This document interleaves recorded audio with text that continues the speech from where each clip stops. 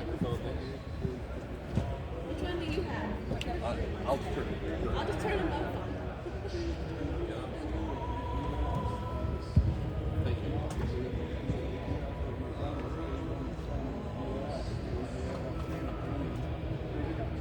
Welcome once again to the 2022 Indiana Farm Equipment and Technology Expo presented by Agra Financial and Reynolds Farm Equipment. We certainly thank you for coming out here this afternoon and taking part in all of the exciting free seminars that will continue tomorrow and Thursday as well. Don't forget, coming up tomorrow morning at 8:30, Jason K. Powers also hosting a same seminar, Unbridled Wealth, with free breakfast for the first 100 in attendance here tomorrow morning at Grand Park in Westfield. Which, by the way, Jason K. Powers, a multi-business owner, real estate investor, and wealth strategist with an eclectic and exciting background, ranging from real estate investing to international nonprofit work to wealth planning. So if you are still planning, and if you are rather still farming and running your businesses successfully today, well, that means you've had to change the way you farm, but have you changed the way you finance it? Well, it may be time to upgrade your financial strategy to be as smart as your tractors and your farm equipment. I hand it over now to Jason K. Powers. Thank you so much, Jason. Thank you very much. Appreciate it. It's always fun. It's fun to be back again this year. I got to speak last year, had a great time, and I enjoy the opportunity to teach this. I go to a lot of different states and I teach this strategy, and it's fun to watch people's eyes open once you get it and you're like, oh, so you mean, and then all these questions come up. So I'm excited today, over the next 3 days. Again, some people are skipping out because they're holding out on that free breakfast tomorrow, right? So let's dive right in. So I like to say we are wealth strategists. We help individuals, families, businesses, nonprofits through strategy planning and just a custom approach, help them create their financial banking system, their privatized family banking system.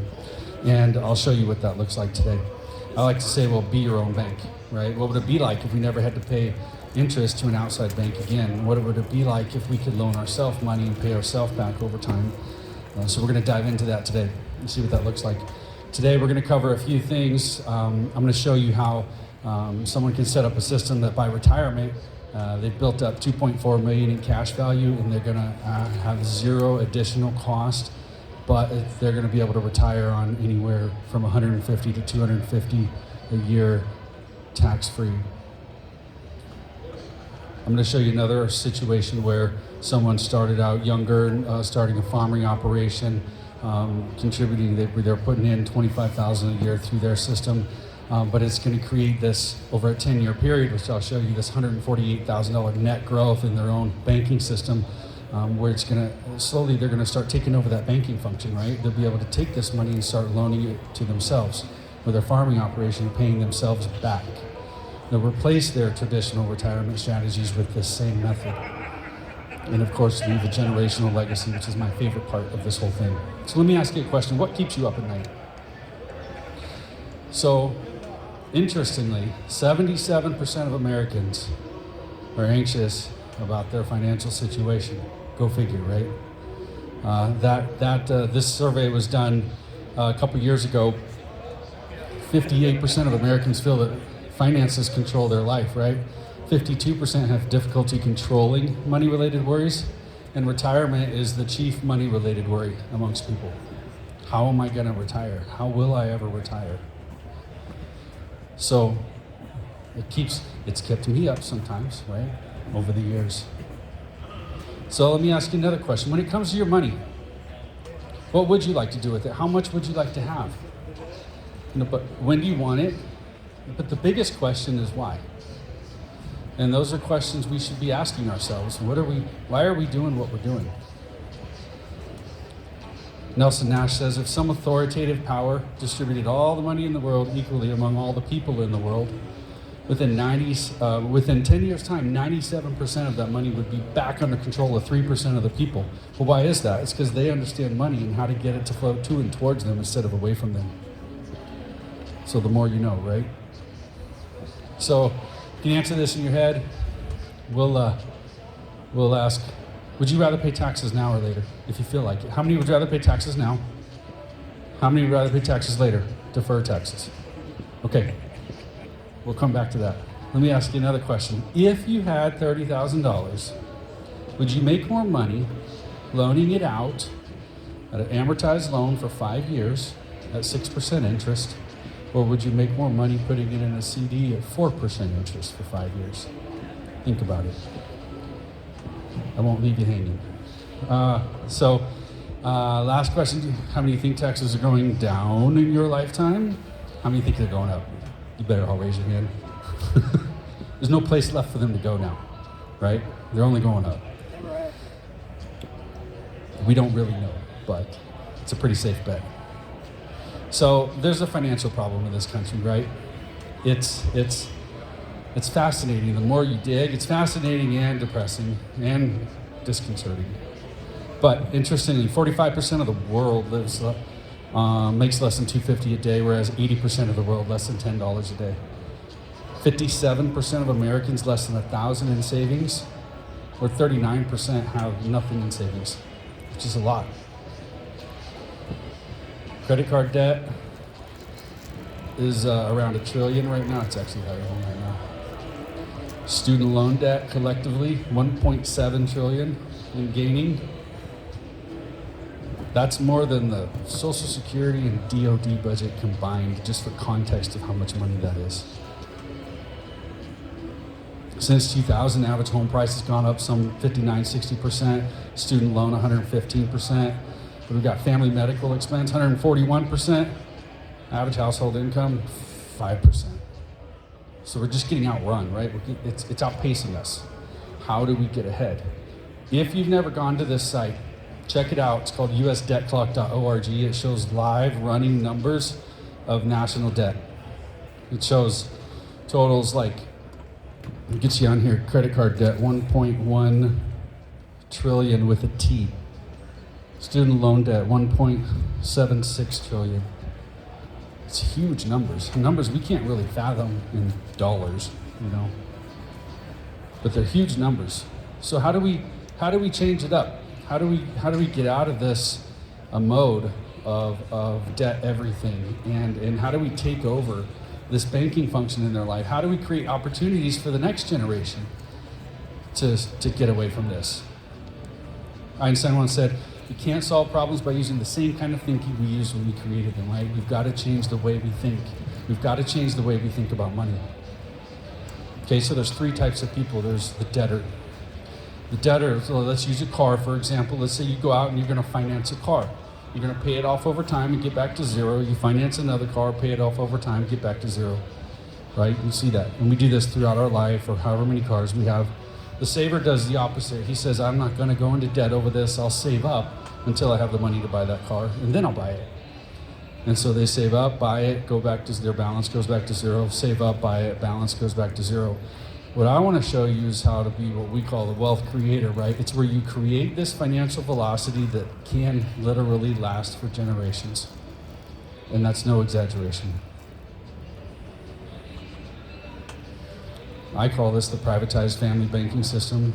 We call this the infinite banking concept. You can read about it. So, what if this one vehicle could accomplish a lot of different things for you in your life, your financial life, your health life? You get to pay yourself instead of a bank. You have income tax-free growth. You can have unstructured loans. You can have long-term care benefits tied with it, which I'll explain. Legacy components tied with it, which I'll explain. Penalty-free access to your money, rather than maybe locked up somewhere in a qualified account where you're penalized for using your own money too early. so on and so forth. We're going to unpack a little bit of this today. You've got to be very, I love this quote by Yogi Berra. He says, you've got to be very careful if you don't know where you're going because you might not get there. So we got to know the pieces, right? So the vehicle through which we show people how to do this is properly structured, dividend-paying whole life insurance from a mutual carrier. Let me explain that. I'm wordy about it for a reason, because it's not just some go get some willy-nilly whole life insurance policy. It's not, it doesn't work that way. Okay, this is properly structured. If you had a classic structured whole life policy that you got when you were one and you've still got it, maybe you've got some cash value in there, you know, and it's kind of usually for most people, it's a shoulder shrug, right? But we say properly structured, okay? It's structured a very specific way so you can maximize the cash value year one, and it will compound uninterrupted year over year over year from then forward. Dividend paying from a mutual carrier, so we tell people there's two types of insurance companies. They're stock owned, it's interest for the stockholders, and then there's mutual carriers. So as a policy owner, you're one of the owners of the company, thus entitled to the profits which come in the form of dividends. So that's why I say dividend paying from a mutual carrier. So we partner with mutual carriers to do this. And when I'm talking today, I'm talking about strictly whole life. I'm not talking about different variants of life insurance. You have heard index universal life, variable universal life. We're certainly not talking about term insurance, which we've all heard of. Okay, we're talking about whole life insurance today. So I'm gonna show you how it works. Whole life, it's nothing new. We're not inventing some new idea. Whole life's been around since the 1700s. Actually started as the relief of poor and distressed, I can never say it, Corporation for Relief of Poor and Distressed Widows and Children of Presbyterian Ministers. I shortened it. So it actually got started because ministers were spending their life in ministry and then retiring or passing away. Family was left destitute because they were supported by the church, and now they're not. And so that's how it actually got started in the 1700s. It's been around for a long time. Banks. Some people say, oh, this whole life thing is a scam. So well, how come big guys carry billions of dollars in cash value whole life insurance? Billions of dollars. Okay? Bank of America, 20 billion. You can look at their balance sheet that they let out every year. It's a tier one asset. It's right up there on the top. It's one of the single most highest value things that they own. They're buying insurance on their executives. They control the cash value and they can use that cash value. Fortune 500 companies, they do it. There's a fun story on Walt Disney. When he was getting started, he couldn't get enough of a loan to build a theme park based on a mouse. And he actually borrowed against his cash value of one of his policies to finish funding it. Another, Ray Kroc, McDonald Brothers, when he bought out the McDonald Brothers, he actually borrowed from two different policies he had. He used one for some to pay some key employees, and then he started a marketing campaign on his newest mascot, Mr. Ronald McDonald, right? So it's just fun as you look around and see who's been using it. Certain dignitaries, they knew about it, they're using it, they know about it. Interesting article on President Biden. Talked about when he had to disclose his finances when he ran for president last time. Talked about how he owns 0 investment products, but 6 whole life policies. Things like that make me perk up and go, well, what's he doing? What does he know? Why would he do that? Just for the death benefit? Probably not. Okay? With me so far? All right. What do we do with our money? We put it in qualified accounts, right? We're taught from day one, put your money in qualified retirement accounts. Save up for retirement. Keep your fingers crossed that the market isn't crashing the year you want to retire. Okay? That's what we're taught. And we don't know what the tax rate's going to be. Let me ask you a question. If you had $10,000, if you wanted to borrow $10,000 and you walked up to someone and they said, well, we'll loan you the $10,000, you'd have 2 questions, right? How much interest do I have to pay and when do I have to pay it back? But if they said, well, we don't need the money right now, there'll come a point at which we do. And once we know we need it, we'll let you know, and then we'll tell you how much we're going to charge you. Would you cash that check? No way. But we do it every day, putting our money in deferred accounts. Tax me later, tax me later. You'd rather be taxed on the seed and not the harvest, right? If we had a choice. So, if we think taxes are going up in our lifetime, why do we want to pay taxes later, right? We often don't draw that correlation. 30,000. I'm showing you this because one of the features of this product is uninterrupted compounding that happens. So let me show you something. 6% interest. How many said 6%? 6% is more than 4. It was a trick question, or you caught on. It was a trick question, so you said 4 just because you knew it was a trick question. But 6% amortized will get you about $34,799 back. 4% compounding will get you about $36,629 back. Why? Because it's compounding, it's growing uninterrupted inside of something. I'm not here to sell CDs, just an example. But uninterrupted growth can, at a lower interest rate, can far outpace something else that's like amortized. So I always tell people, always do the math, because 6% isn't always more than 4%. It depends on how it's getting calculated, okay? So always do the math. Which I've alluded to, uninterrupted compounding, one of the major benefits of what's happening inside of a policy, which I'm gonna unpack this. I'm gonna give you 2 examples, a larger number example and a smaller number example, unpack those and show you what it looks like in real life. And then if you wanna see what it looks like for you, we'll sit down and talk through your situation and find something that's appropriate for you.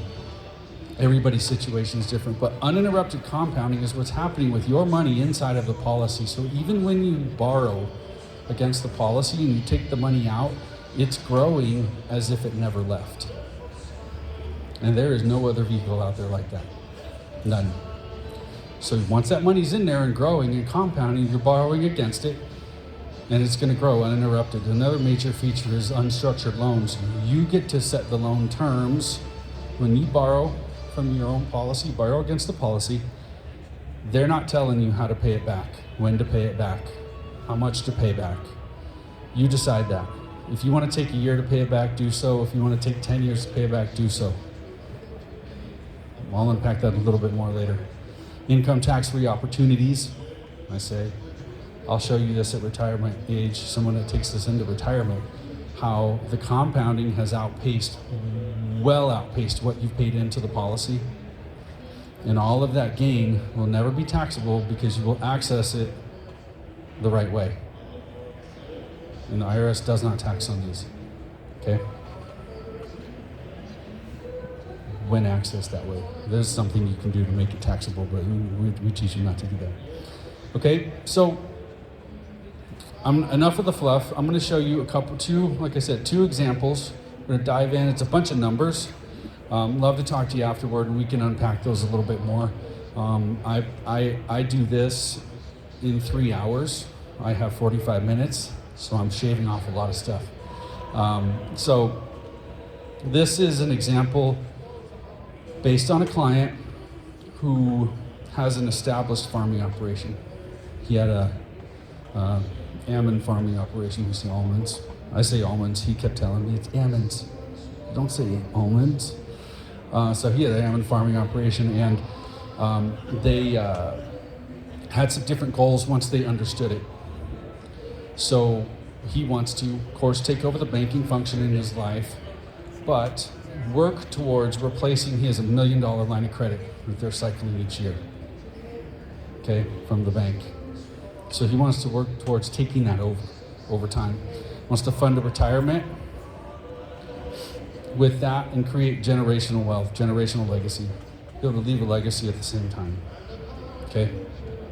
So this we're not gonna drill down on line by line or anything, but this is what we call an illustration.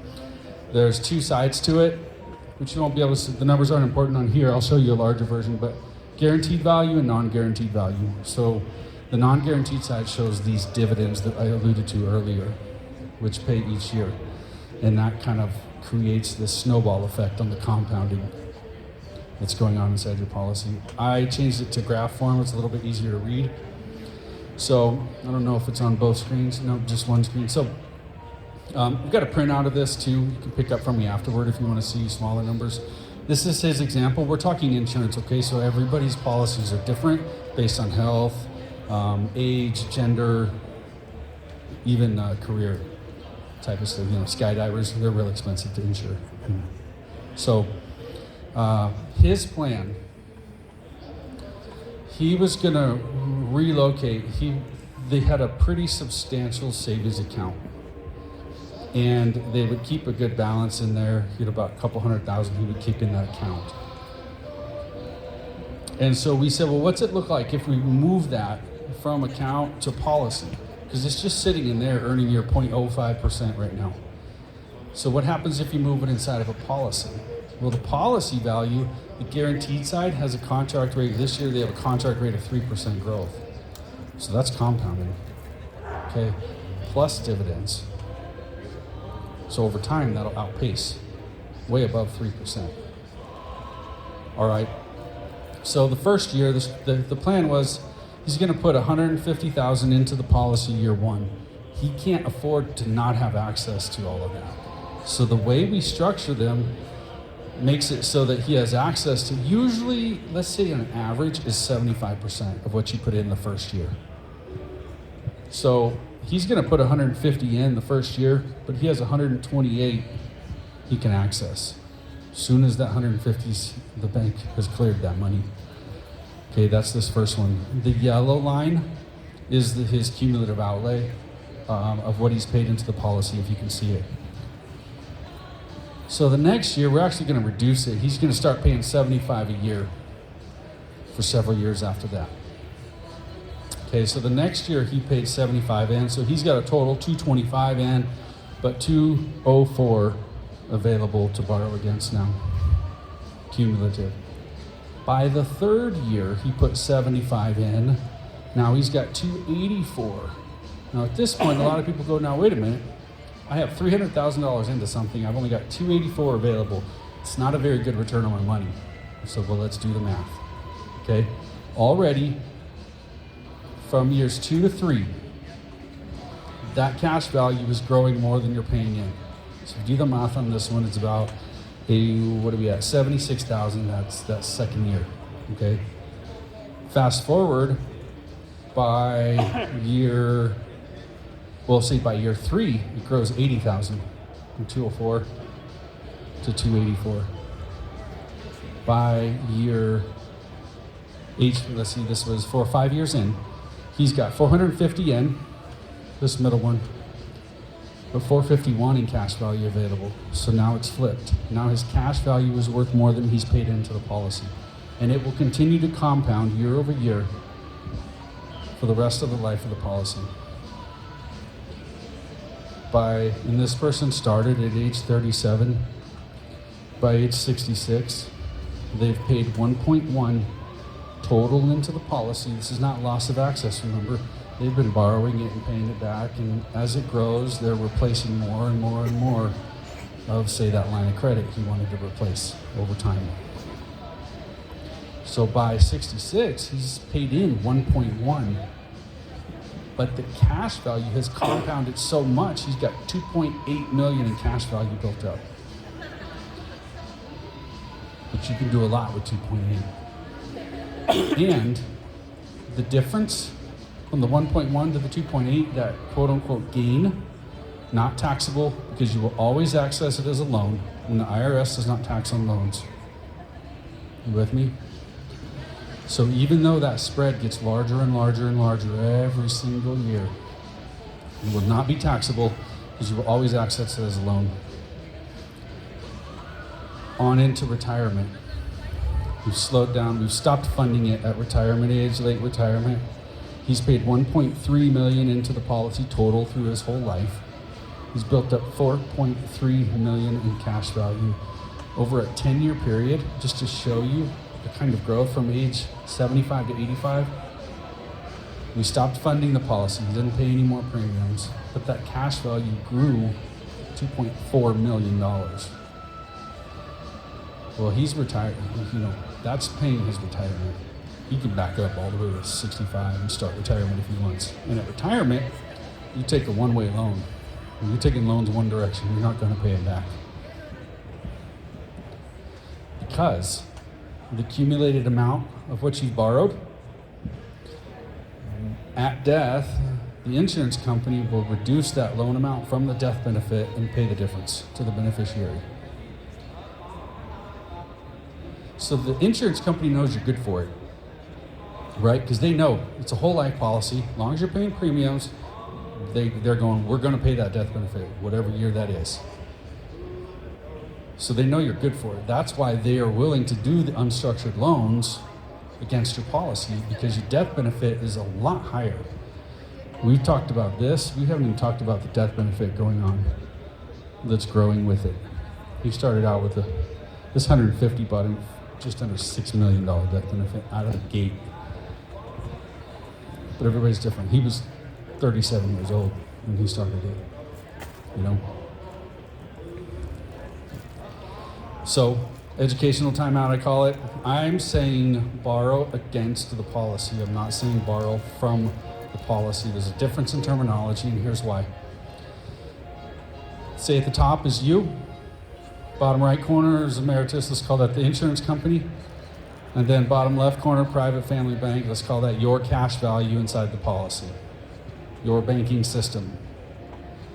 So you call the carrier, you say, well, how much cash value can I borrow against? They're going to look, they'll say, okay, well, you have this much in there that you can borrow against. And you say, great, loan me X amount. So what they're going to do is they're going to loan you their pile of money, but that's why your pile of money can sit and grow uninterrupted. Okay? They're going to loan you their money. Your money will sit and grow uninterrupted. However, they are going to charge you a small interest rate. Policies that we're issuing this year have a fixed interest rate for the entire life of the policy at 4%. So 10 years from now, 2 years from now, maybe 6 months from now, when interest rates are 10, 12, 15%, just like the 80s, if you have the cash value built up in here, you can always come back and borrow at 4%. You'll always have that option throughout your whole life. We don't know what next year is going to be, probably 4%, maybe 5% at worst, that fixed option. But they're going to loan you their money. They'll charge you an interest rate. That interest accumulates much like you could equate it like a credit card interest. It accumulates. They're going to send you a bill once a year for the interest that's accrued that year. That is also optional. You can pay it or don't pay it. If you don't pay it, it'll compound on the new total that you owe for the following year after. But it's still optional. So you can hold it out for a few years if you have a liquidation event coming up down the road where you know you're going to be able to turn it and pay it all back. But mind you, remember those years, like that 10-year period later, where he got 2.4 million in growth over 10 years, $240,000 a year. 4% loan is irrelevant. It's growing far more than 4%. He paid zero. He paid zero and it grew 2.4 million, right? So the interest rate, your growth will far outpace that interest rate. Much like that earlier example I gave you on, are you paying on an amortized? So you're paying your loan balance back over time on much like an amortized loan, you're paying interest on a lesser amount each time that you pay back. But your total is growing on the whole, it's compounding. Right? Let's change it. Those are big numbers. So, in another client, he had saved up $25,000 to start his business, small farm. And goals, he was newly married, wanted to be his own bank, wanted to start his own small farm, of course, have a way to fund retirement later. And they had a newborn on the way, so generational legacy was at the top of his concern at that time. What am I going to do? What am I going to set up for my kids? Besides just the farm. So, same type of illustrations we run based on his situation. So everybody's different. People say, well, I don't have this much money. And I say, you don't need that much money. We'll work on a customized strategy, what works for you in your situation. It is not a one-size-fits-all approach. I even have people, we'll sit down, we'll run the numbers, talk through their situation, and it's something like this is just not appropriate right now. Like, you just don't have the money for it right now, and that's okay. We'll set up a plan and see if we can work towards it. Or maybe that person is not insurable. If we're talking life insurance, maybe their kids are.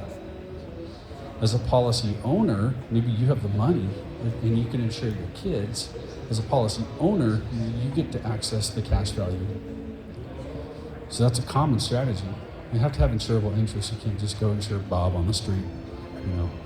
So as a policy owner, you get to access the cash value. Back to this guy, 25 in, he was 31 years old. He was gonna do 25 a year for about 10 years, and then we were gonna reduce it over time. So his looks very similar, just less zeros on it, right? So 25,000 in first year. He's not out 25 grand. He has 18 available he could access right away. He put 25 in, 18 right back out. Second year, 25 in, so total of 50, 43 available. Third year, he's got a total of 75 in, 25, 25, 25. But now he's got 43, what's he got? 68, 417 available.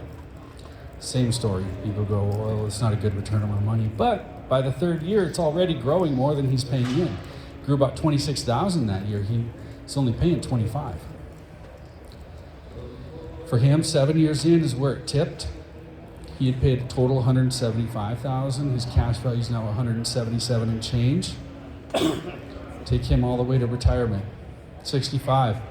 He paid a total of 560,000 into the policy throughout his whole life. He's been borrowing it and paying it back. He's been his own car loan, his own farm equipment loan, his own mortgage, however he wants to do it. But he's built up 1.4 million in cash value. That $900,000 difference, not taxable, because he will never access it as pure income.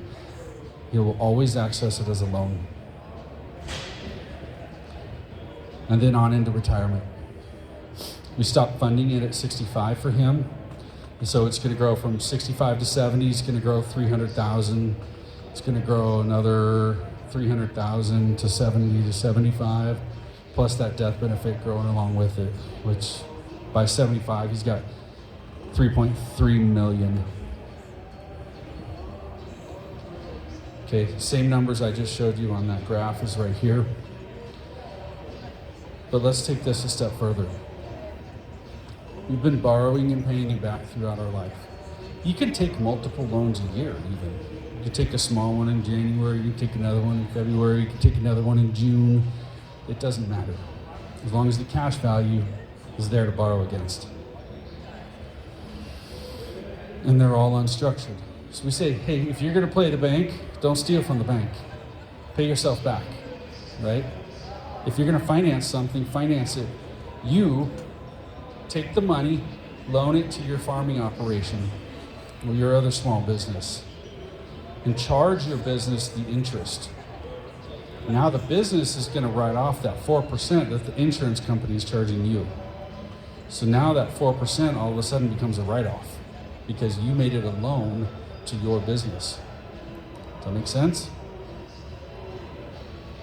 So not only do you have your growth now you're writing off the interest, which will boost you even more, right, on the books. So you're using it throughout your life. By age 50, he's paid 467,000 into the policy. He's got 675,000 available to borrow against. What does that look like in practice? Here's one example of what his plan has been. He's going to take that 25,000, put it into the policy. He had it in the bank account. He had saved up for it, for that business. So he took, instead of going from bank account to start business, we said, let's just change the flow of it. It'll cost you a little bit the first year, but look at the long-term benefits, okay? So instead of bank account to business, he's going bank account to policy, policy to business, okay? So he put 25 into the policy. He's gonna borrow that 18,000 right back out. Start business.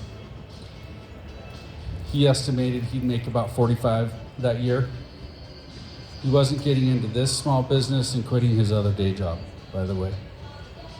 In his case, he was just gonna keep working, get through that first year, boost it up, and then replace that day job with this, okay?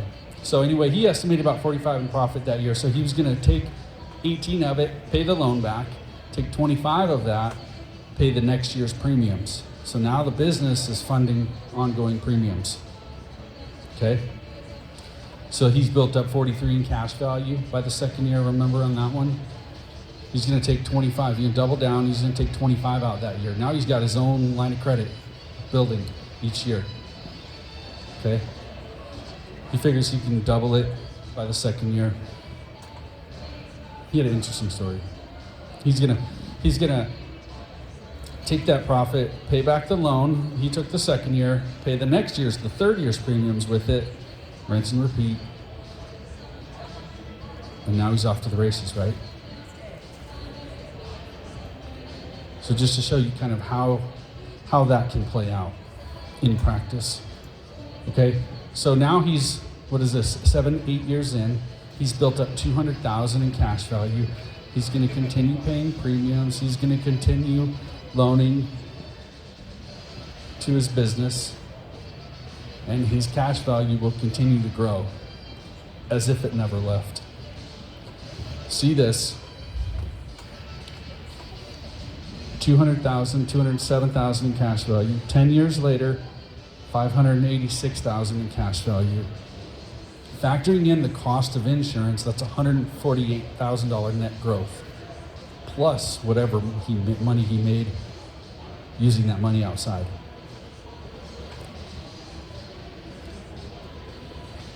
Does that uninterrupted growth make sense? If he had 200,000 here and he pulled 200,000 out, kept it out for 10 years, kept paying premiums, it would still grow to 586 minus the 200 he has out. So it would still grow, so it'd be 386. It would grow as if that original 200 never left. Again, there was no other vehicle like that out there. It's just not there. 148,000 net growth. Let's take this on to the next stage. Now he's into his 50s. He's got 600,000. Now he's pushing retirement. 60, age 60, he's got 1.1 million. We're reducing premiums back at age 50, so he's paying less each decade or so. Now, at age 65, he's built up 1.4 million in cash value.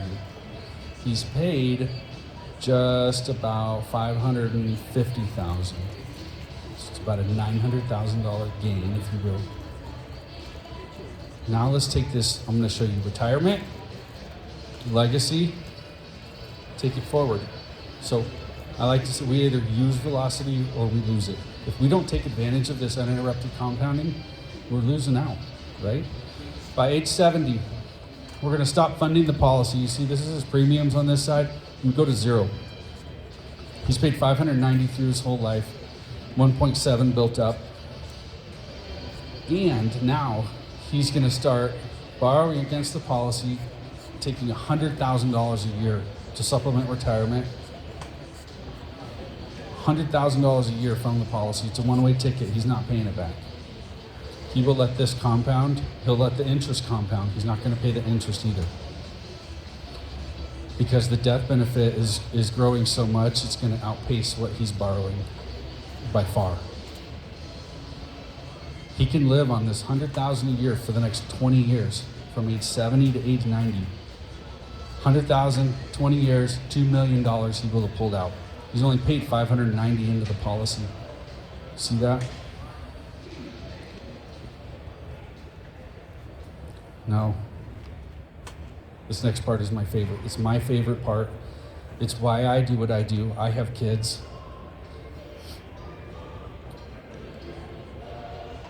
He will have pulled out $2 million over that 20-year period, only paid in $590. If he passed away at age 90, never paid a penny of that $2 million back and all the interest, it's still going to pay $1.4 million out to the beneficiary. Now, what do you do with that 1.4? Is it pocket money for the kids? No, not if you want it to be legacy, true legacy. That's what we do. We never structure the death benefit to really benefit the next generation, right? Teach them how to do the same thing. right? Teach them how to take this and carry it forward, and you create this generational legacy. Multiple generations in. So you get the policy on your kids as well. They're insured as early as you can get it, as much as you can get. Your death benefit, for example, can fund, say, the family trust. Now that trust has a bunch of that 1.4 million, it's got all that money. That trust is now the family bank. The trust can own the policies on the kids. It can then own policies on the grandkids. Remember, the policy owner can borrow against the policy. So now your private family bank can be the family bank. And now it's loaning to the next generation who took over that farm, who took over that business, and is making that grow. And then by the third generation, they're gonna take it, they're gonna insure their kids, they're gonna fund the trust. I'm saying trust, there's lots of ways to do this. My favorite one is do it by a trust. But that's how you create this generational wealth that can last for multiple generations. Someone has to start it, right? And that's you guys. I never met anybody that said, gosh, I wish I would have waited to start my policy. It's always, I wish I would have started this 20 years ago. Always, right? But most people can do something now. Even he was doing 25,000, the first guy was doing 75,000. I got a guy doing 6,000, right? It's something. It's something. Right? What you leave behind. It's not what's engraved in stone monuments, but what's woven into the lives of others. So let me pause for a second. I've been talking life insurance, but I haven't really talked about life insurance, right? So quickly. The need for life insurance is there. If you have family, if you have businesses, if you have business partners, the need for life insurance is there. Even if you don't do a strategy like this, life insurance is a good idea, okay? And there's lots of benefits to it. It's not just money down the drain. That's my life insurance play. Everybody needs it. Right? So, what ideas have come to mind? Think about it. But what are you gonna do about it? That's the big question. Now I know, now what, right? So I work with clients, we set up a customized approach. It's all in strategy and discussion. What works for you in your situation? I don't have a number in mind. It's what's you in your situation. I have a guy doing 4 or 5,000, he's doing 4,500 a year. I've got a guy doing 300,000 a year and everything in between. It's just what's your situation, what's right for you. So I'm gonna wrap it up. There's paper on the seats there. If you want to fill something out, leave it on the chair. I'll pick it up afterward. Come talk to me afterward. Would love to set up a time and meet with you guys, talk through your situation, teach you how to do this in greater detail. I'm taking 3 hours of content, right, and I'm packing it down. I have no idea what time it is. Right on time. And yeah, let's talk. It's my favorite thing to do. I eat, breathe, and sleep this. I was practicing it before I got into it as a career. I started out real small, and I've built policies up over time. You can have multiple policies, multiple banking systems, and it can do so many things for you and your family. So thank you, guys. Jason Powers, Unbridled Wealth. Jason, thank you. Everybody have a great day. Thanks for coming today.